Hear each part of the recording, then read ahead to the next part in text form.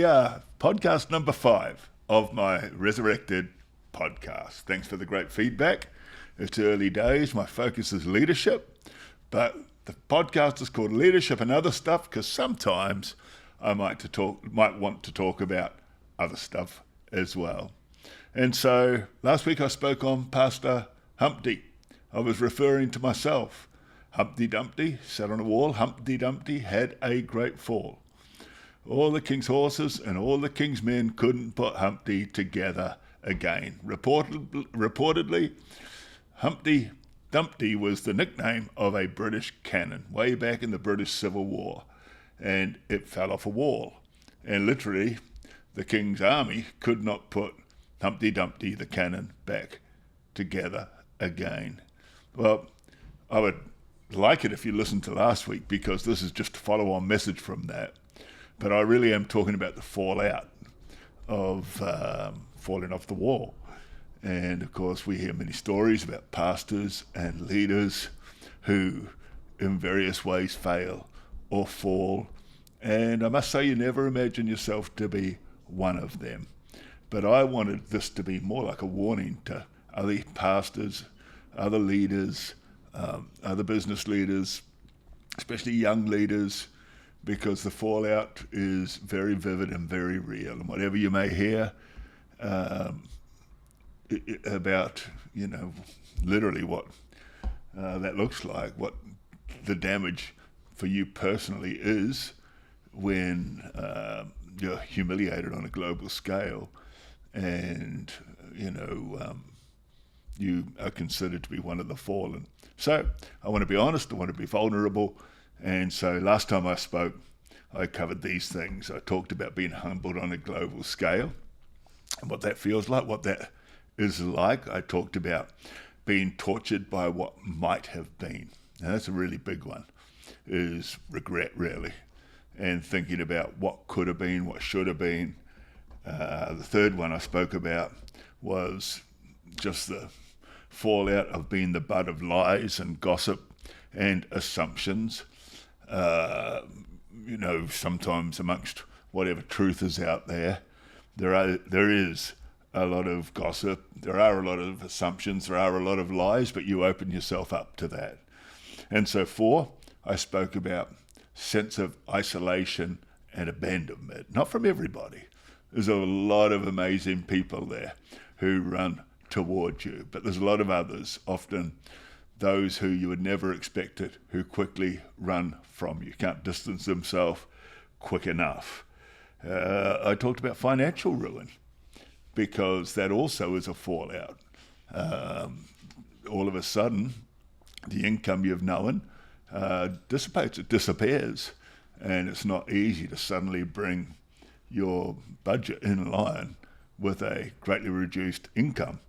And then number 6 was that sense of being becalmed, because everyone else's life just keeps going forward. People I know, people I love, I watch them on Instagram and however else, and just see them growing, moving forward, happy in their place, fulfilling their destiny. And you feel like you should be there alongside them. You should be there as well. But you have this sense, everyone else's life going forward, but yours has come to something of a grinding halt. I'm not accepting all of that. I'm committed to moving forward. I'm committed to building for the future.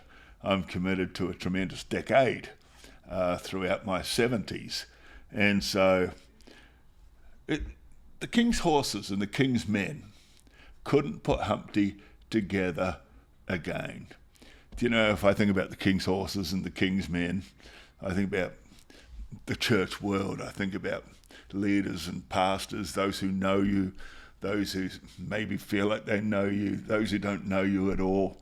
And it's so easy to look at people to put you back together again, but it'll never be people who put you back together again. That's not where your dependence should be. No, the king's horses and the king's men can't put you together again, but the king can.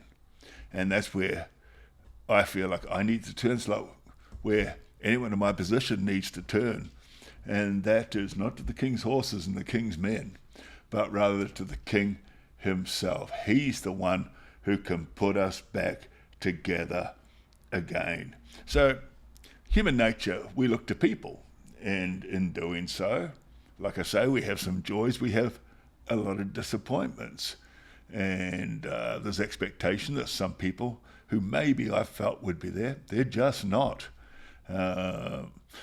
People who I considered sons of the faith, I thought they'd just be like my own natural flesh and blood sons, that they'd be there, and some have been, but there's a lot of others who just haven't.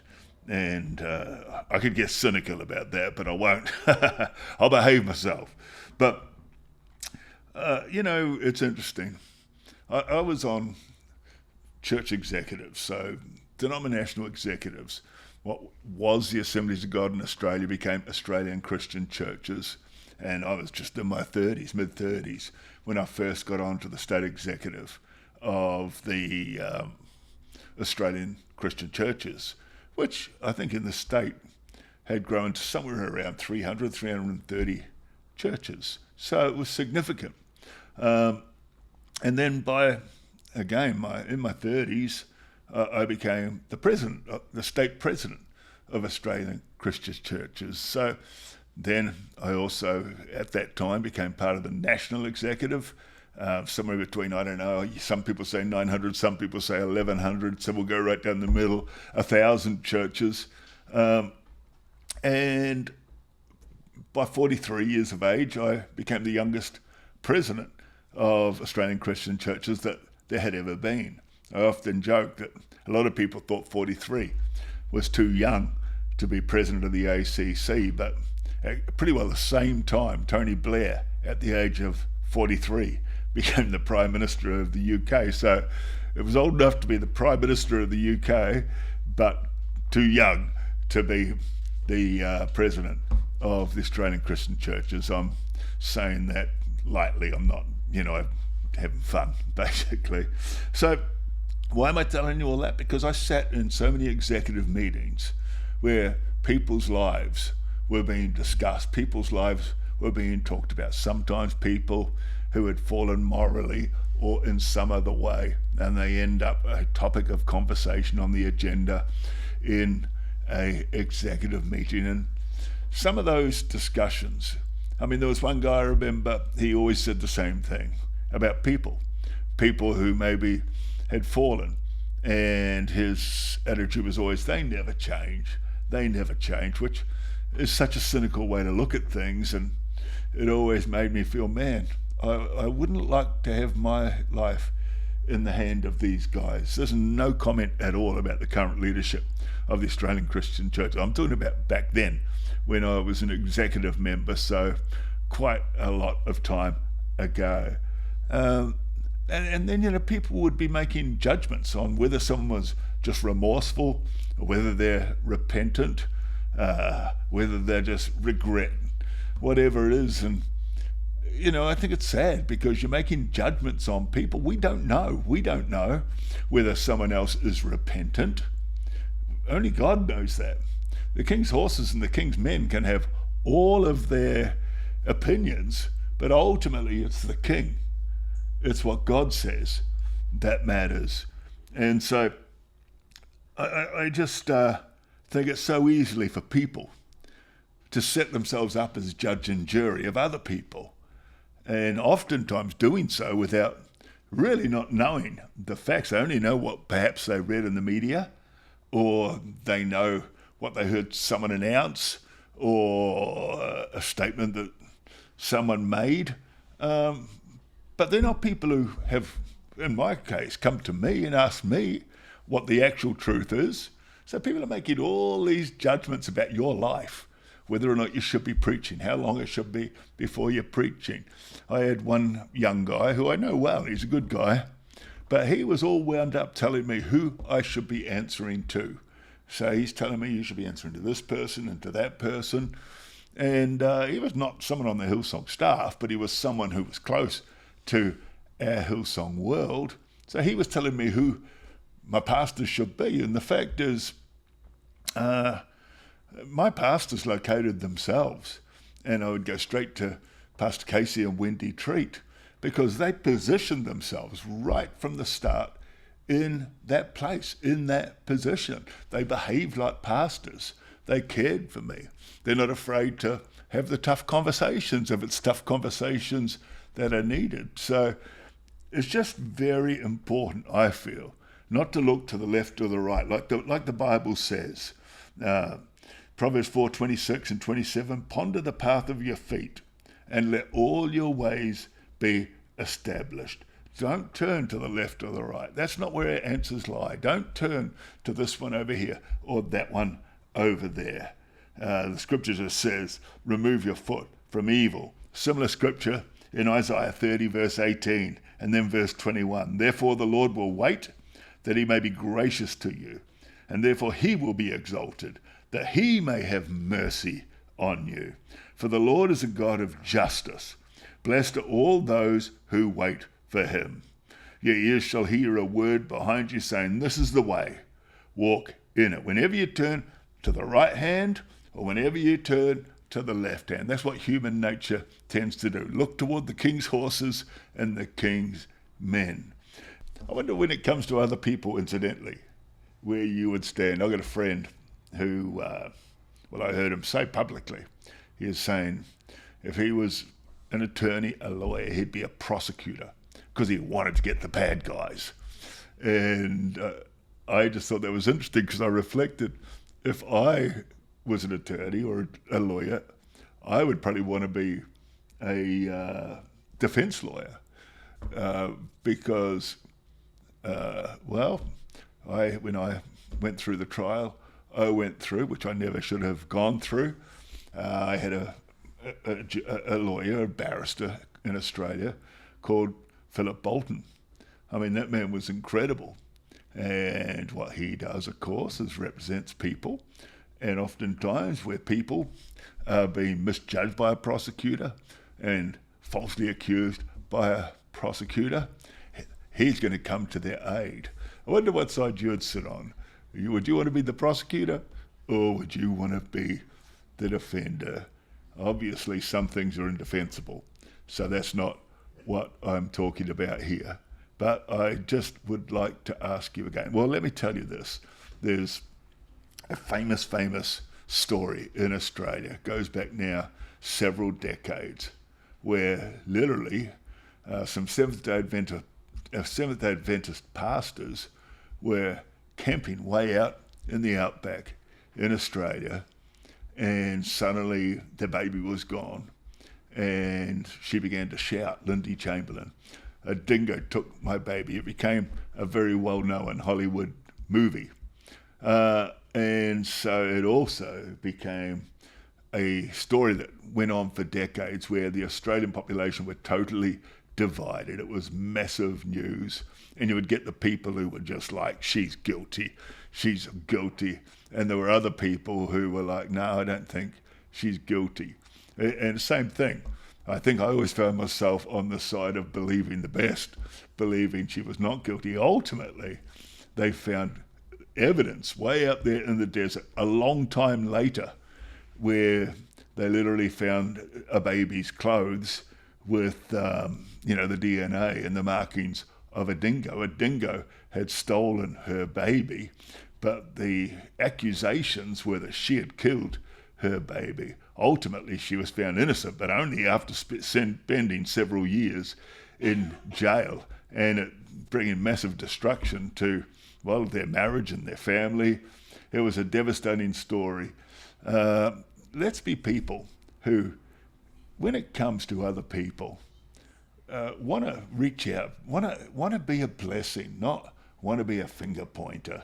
There's plenty of finger pointers in politics. There's plenty of finger pointers in the world. I pray in church, that's not who we are. It's certainly not who we want to be. Okay, some more points. Pastor Humpty, part 2. Here we go. Number 1, I think you've got to identify who are your mentors or who are your pastors. I already mentioned this. I feel like Pastor Casey and Wendy Treat, Rick Godwin as well. They located themselves very quickly, not only as our close friends, but as our pastors. And I'll never forget when Bobby and I were going through tremendous pain. Rick Godwin flew to London. We were in London for a couple of weeks just to spend time with us. And Casey and Wendy did the same thing in Europe.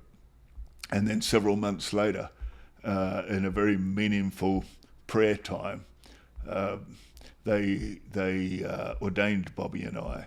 Casey has a ministry network, Vision Ministries, I think it's called, and they ordained us. But it wasn't just a loose thing. It was very, very meaningful, where we all prayed together.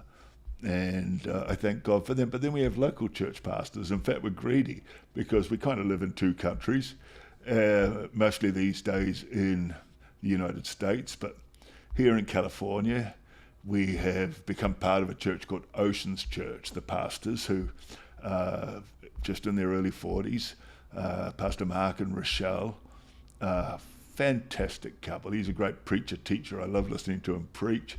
And they've adopted us. They've taken us in, and they've done nothing but show us honor.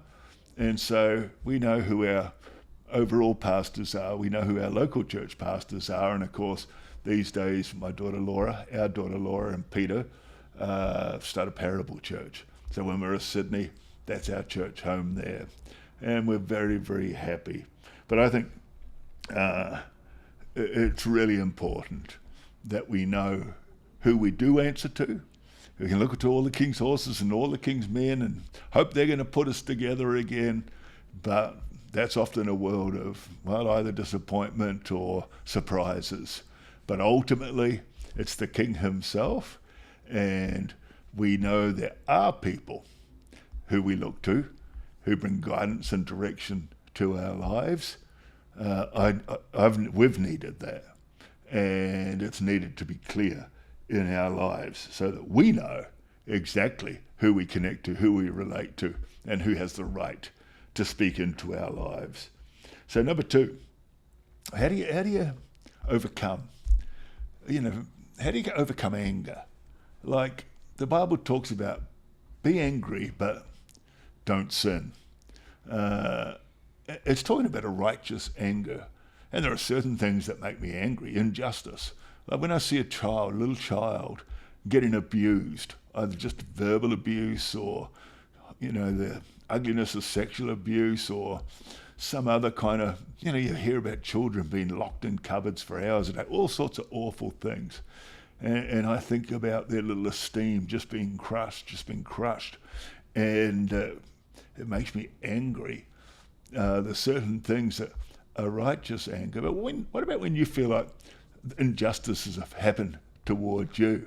And because, you believe in justice, you're also feeling really angry. Is that righteous anger? See, I don't think so. I think when it comes to yourself and whatever actions or attitudes have happened towards you, you've got to overcome anger and you've got to move toward forgiveness. Well, that's easy to preach, let me tell you. That's very easy to preach, but it's not as easy to do. And you can make a decision to forgive. I'm talking with 3 fingers towards myself, pointing at you. I think, you can make a decision to forgive, but it's not that easy sometimes. It's a process. I think you have to be committed, though, to forgiveness when Humpty Dumpty has fallen off the wall and maybe people have said things that aren't true, acted in ways you would never have expected. The third thing I want to talk about when Pastor Humpty falls off the wall is just the ongoing impact on your own family. And we've got 3 children, as most people who know us well would know. They're all adults, and they're all doing well in life. But they were also greatly impacted by events that happened in my life and then ultimately in Bobby's life in 2022. And it has meant that over the last 2-3 years, all of them have been in massive transition, have had to rebuild and, in a sense, reinvent themselves and their calling and their ministry. And by God's grace, I'm so proud of them all because they're doing it. And in their own way, each of them is building now something significant in its early stages. So I'm proud of them, but they also were greatly impacted by the fallout. And then our grandchildren, we've got 8 grandchildren. And, you know, they've been exposed to a lot even though they are young. They range from, I don't know, about 7, I think. Oh, no, Lola, 5, all the way up to 16. But, for example, Ben's kids, one time their doorbell rang here in Orange County. And so the kids all run to the door, open the door, and they're just confronted by TV cameras, you know, great big long microphones, lights, and, you know, crew demanding to find me. I wasn't there.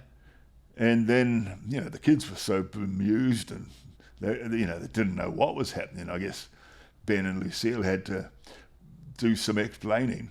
But then that crew, that TV crew, stayed across the road. There's like a little village green, community green across the road from where they lived then. And they stayed there just across the road virtually the entire day. And so, you know, our grandkids even have been affected. They go to school, they have their own lives. If they go to Christian schools, well, there's other kids at school who may ask questions or may want to talk to them. So I'm really talking about preparing people and encouraging people never to put yourself in a position where you're the one who falls off the wall. The moral of the story is to keep yourself strong. Don't ever allow on, you know, the rev counter, the revs to go into that red zone, that dangerous zone emotionally. I think it's clearly important that we know ourselves and that we care for ourselves so that we can't ever find ourselves in a position we never expected to find ourselves in. You got to keep the right people around you. Obviously, a big thing for me is just authenticity in my relationship with Jesus, because that'll sustain me. That'll keep me going forward. That will keep me eyes pointed upwards and not downwards in despair. I often think about David, King David, because we know him. He was a great warrior. He won 66 battles, never lost any. He won 66 wars, and he was such an overcomer, and we know he had a heart for God. We also know that he made mistakes. He fell off the wall, and we also know that he was pursued and persecuted and opposed. In Psalm 142, David gets really vulnerable. Toward the end of the psalm, he said, I am brought very low. In other words, I'm at rock bottom. But let me just read some of these verses. He talks about when my spirit was overwhelmed within me. So he was in that place where maybe emotionally he was red zoning. His spirit was overwhelmed within him. But he's saying to the Lord, you knew my path. In the way in which I walk, they have, secretly set a snare for me.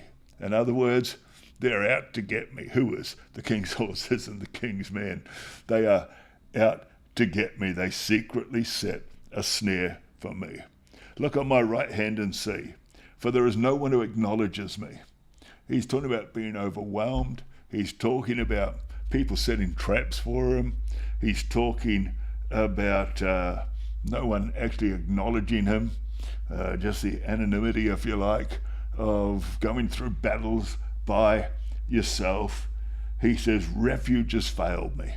In other words, there's nowhere to hide. He said, no one cares for my soul. Who actually cares about me? That's the question that he's asking. He goes on and says, I am brought very low. As I said, I am brought. He had reached the bottom of the bottom of the bottom. But I love the way he responded. Anyone who finds himself in any kind of position where you've been brought very low, listen to this. This verse, this chapter rather, this psalm, it ends on a note of victory. He goes, firstly, for they are stronger than I. In other words, the battles, the opposition I'm facing is actually stronger than me. But then he starts to praise his way out of prison. He says, bring my soul out of prison, that I may praise your name. And then he makes a confession. The righteous shall surround me. I'll get into the house of God. I'll surround myself by the righteous, for you shall deal bountifully with me. That was his faith confession. God, you will deal bountifully with me. That's my faith confession. I believe God will deal bountifully with me. God bless you. That's my leadership talk for the day. I'm thanking God for the opportunities that are coming my way. I love to speak on the weekends. Mostly we're here in the USA. If ever you want me to come, I would love to come preach for you. I've been very grateful for people who have been prepared to take that risk, and I think they've been blessed. And so maybe that's where you are at. You can contact us through our website. Or the other thing I'm really keen on is mentoring, just caring for pastors, coaching pastors. And there's various ways that can be done. There's a cost involved. It's not huge though. And, I've got experience. I built what potentially was the world's most influential, I won't say that, but some people would say, the world's most influential local church at one stage. They're certainly amongst them. And so that came from 40 years of building, growing. And so I feel like I can help pastors. If you're open to that, also, please reach out, please contact us. There's so many other ways.